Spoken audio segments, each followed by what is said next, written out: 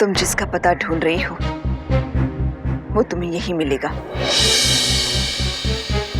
प्रसाद की तरह तुम्हारी ही थाली में।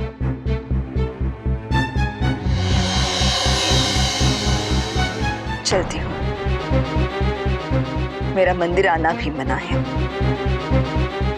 भगवान का बुलावा आया था इसलिए चली आई।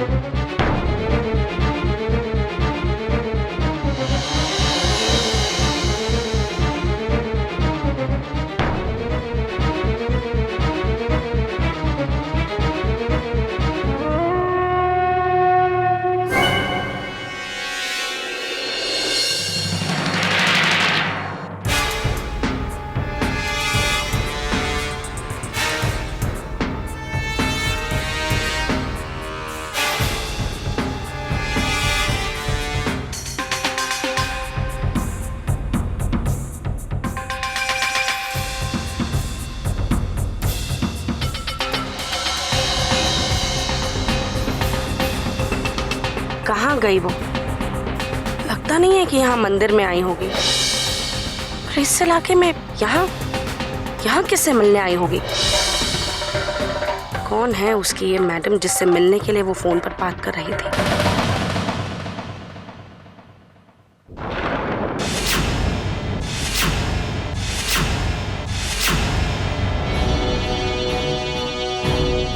इनके बेटे युवराज ने मेरी बेटी को मारा है। ये पूरा परिवार खूनी है जो अपने बेटे को बचाने के लिए ये झूठी मनगढ़ंत कहानी कहकर मेरी बेटी को बदनाम कर रहे हैं। इनकी बेटी के प्रोफेसर के साथ नाजायज ताल्लुकात थे जज साहब, और अब ये उस सच्चाई को छुपाने के लिए हमारे बेटे को अपनी बेटी के आत्महत्या में फंसाना चाह रही हैं। ये अदालत गायत्री देवी को इस शहर से बाहर तड़ीपार करती है क्योंकि बार बार ये जागीरदार परिवार के ऊपर एलिगेशंस और झगड़े कर उन्हें परेशान कर रही है। और दोबारा अगर उसने इस तरह की कोई भी कंप्लेंट जागीरदार परिवार के खिलाफ की तो वो केस तो उसी समय खारिज हो जाएगा और गायत्री देवी के ऊपर हैरेसमेंट का मुकदमा चलाया जाएगा।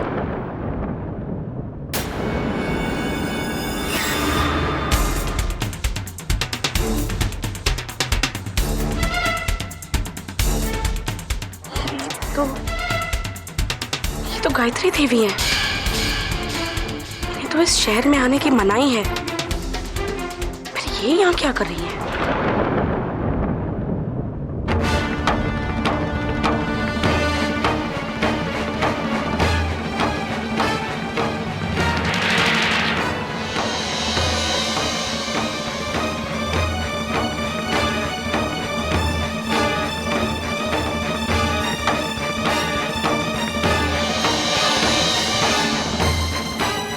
हेलो वहीनी साहब, आपको विश्वास नहीं होगा कि मैंने अभी किसे देखा। मैंने यहाँ ग्वालियर में गायत्री देवी को देखा है जी।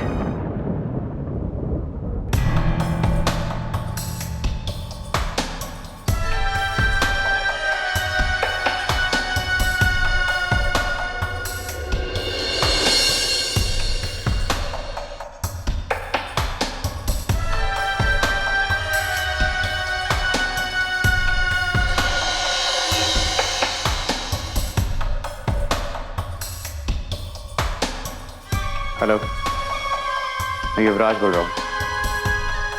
डीके चाचू को वहां से हमेशा के लिए उठा लो।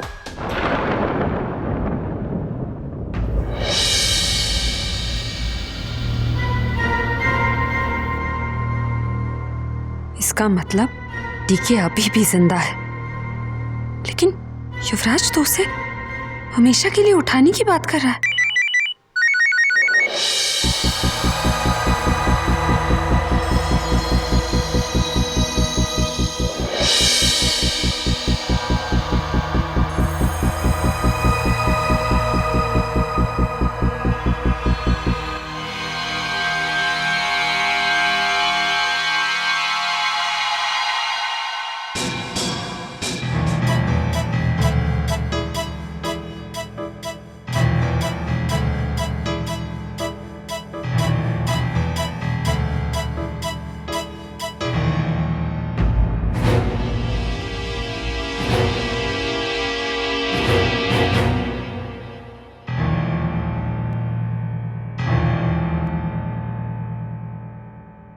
हेलो।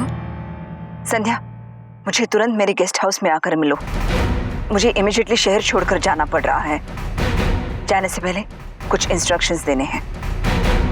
जी गायत्री जी, गायत्री जी आपने ठीक कहा था, डीके जिंदा है, लेकिन आज रात को युवराज उनके साथ कुछ करने वाला है। ठीक है, तो मुझे मिलो, फिर बात करते हैं।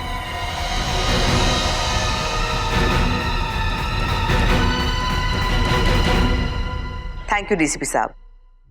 मुझे शक हुआ था, इसलिए सोचा कि आपको इन्फॉर्म कर दूं। That's why I called you.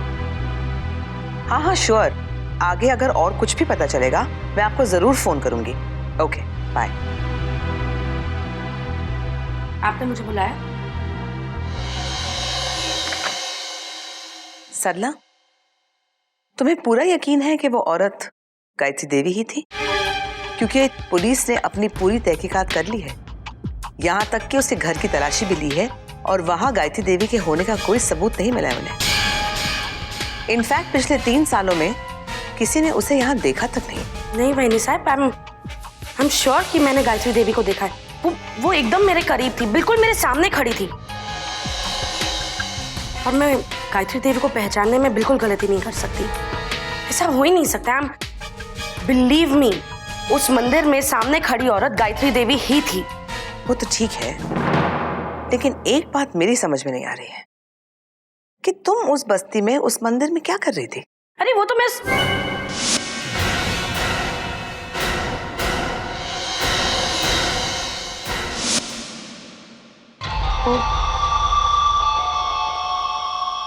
वो मैं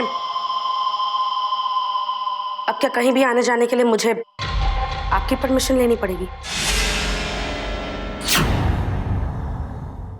मेरी अपनी भी कोई लाइफ है, मेरे अपने भी कोई पर्सनल काम हो सकते हैं। कमाल है, इस घर में हक हमारा एक पैसे का नहीं है, लेकिन जवाब हमें हर बात का देना पड़ेगा। नहीं सरला, मेरे कहने का ये मतलब नहीं था। मैं तो बस, खैर छोड़ो, तुम नहीं बताना चाहती तो दैट्स फाइन,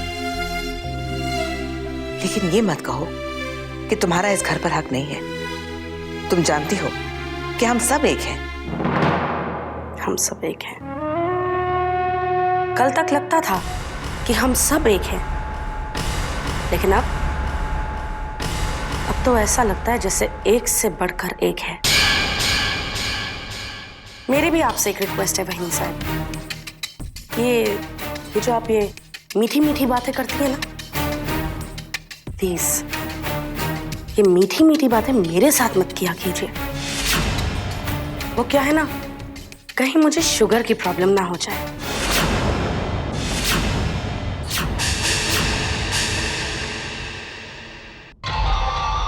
सरला, सरला तुम्हें गलतफहमी हो गई।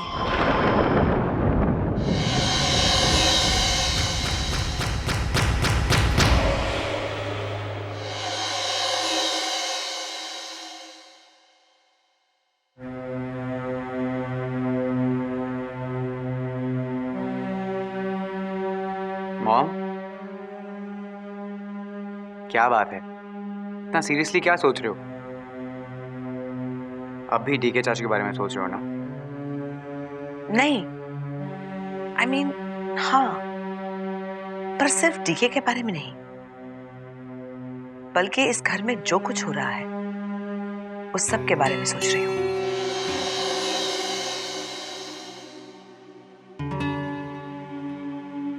कहीं ऐसा तो नहीं है बेटा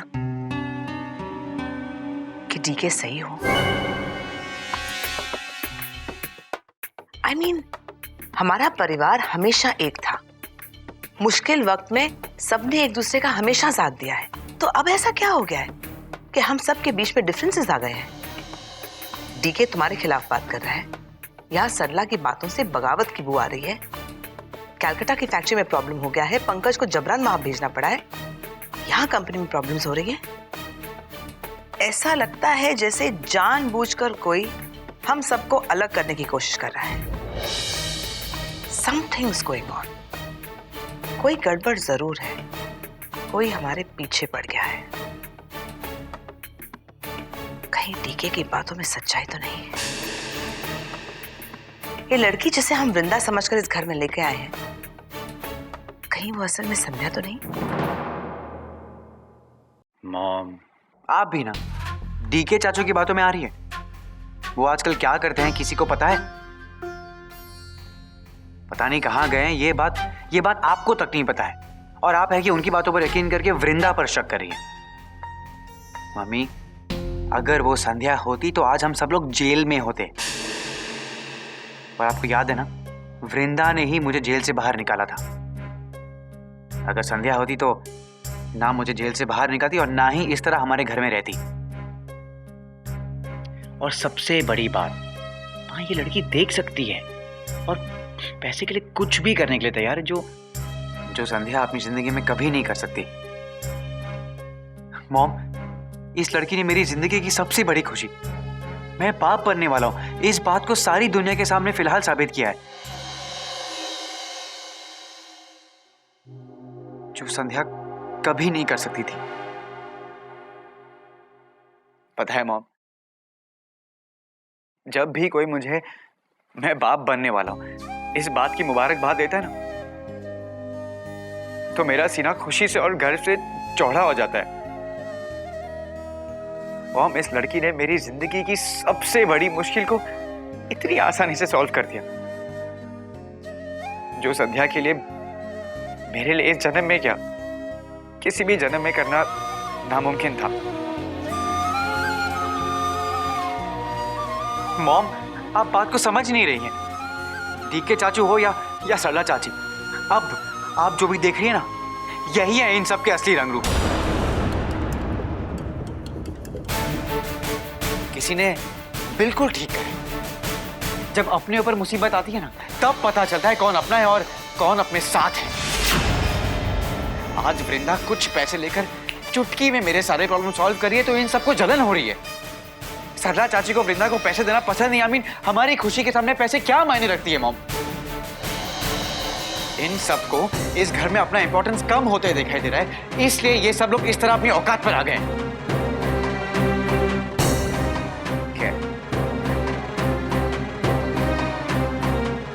मैं यहाँ ये सब बात करने नहीं आया। मैं यहाँ इसलिए आया था क्योंकि वो वृंदा मुझे कहीं दिखाई नहीं दे रही है, कहीं भी नहीं है। वो अपने कमरे में भी नहीं है, तो मुझे लगा कि यहाँ होगी कहीं घर के अंदर ही होगी। इस वक्त कहाँ जाएगी? ठीक है, मैं देख के आता हूँ, शायद सुनी चाची के कमरे में हो।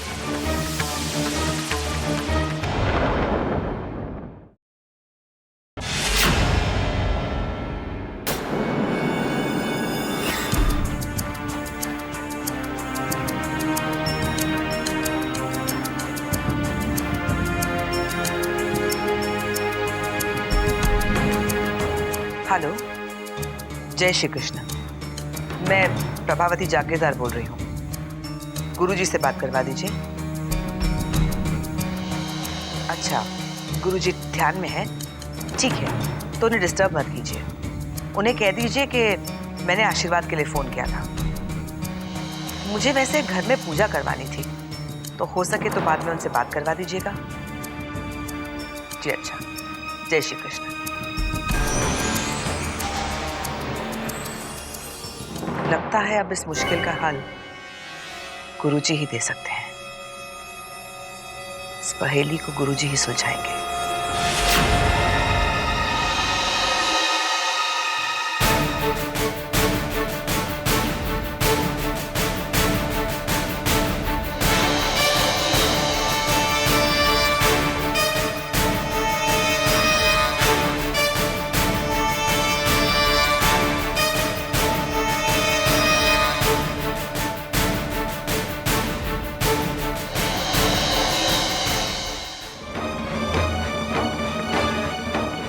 सोनी चाची के कमरे में नहीं है, अपने कमरे में नहीं है, टेरेस पर भी नहीं है। रात के 11 बजे ये वृंदा गई तो आखिर गई कहाँ?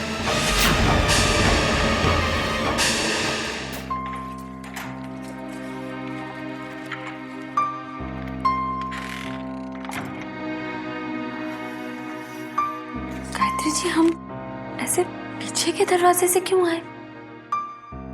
संध्या, पुलिस मुझे यहाँ ढूंढने आई थी। क्या? पुलिस? हाँ, सिर्फ यहाँ ही नहीं, मेरे जितने भी घर हैं, हर जगह वो मुझे ढूंढ रही है। उन्हें पता चल गया है कि मैं यहाँ आई हूं। अब मेरा यहाँ रहना खतरे से खाली नहीं है। तुम्हें मुझे कुछ दिनों के लिए कांटेक्ट मत करना, वरना हम पकड़े जाएंगे। मुझे लगता है जागीरदार परिवार तुम्हारा पीछा कर रहा है। तुम मानिक की मदद से डीके को मिल लेना। लेकिन गायत्री देवी, आप... संध्या, मेरी बात समझने की कोशिश करो। यहाँ ग्वालियर में अगर पुलिस ने मुझे देख लिया तो कानून तोड़ने का मुझ पर केस बन सकता है। मुझे जेल भी हो सकती है, या फिर यहाँ ना आने की सजा मेरी बढ़ भी सकती है। देखो संध्या, भले ही हम कांटेक्ट में ना रहे, भले ही मैं इस शहर में ना हूं, लेकिन हमारा मकसद अधूरा नहीं रहना चाहिए। उस जागीरदार परिवार को उनके अंजाम तक पहुंचाने से पहले ना तुम हार मानोगी और ना मैं हार मानूंगी। 3 सालों तक बहुत रुलाया है उन्होंने मुझे मेरे हर आंसू का हिसाब चाहिए। गायत्री जी, आप फिक्र मत कीजिए। सिर्फ आपके आंसुओं का ही नहीं, बल्कि हर एक दर्द का हिसाब लूंगी मैं उन लोगों से, जो उन लोगों ने मुझे दिए हैं। अगर तुम्हें उनकी हालत पर रहम भी आए ना, तो अपने बाबा को याद करना, या फिर अपने बहनों को जिनसे तुम दूर हो गई हो, लेकिन उन्हें छोड़ना मत। अगर आप बुरा न माने तो आपसे एक बात पूछूं? तुम यही पूछना चाहती हो ना कि मेरे साथ ऐसा क्या हुआ जिसकी वजह से जागीरदार खानदान को बर्बाद करना ही मेरे जीवन का मकसद है। क्यों मेरे पति पिछले 3 साल से पूना के एक हॉस्पिटल में कोमा में पड़े हुए हैं?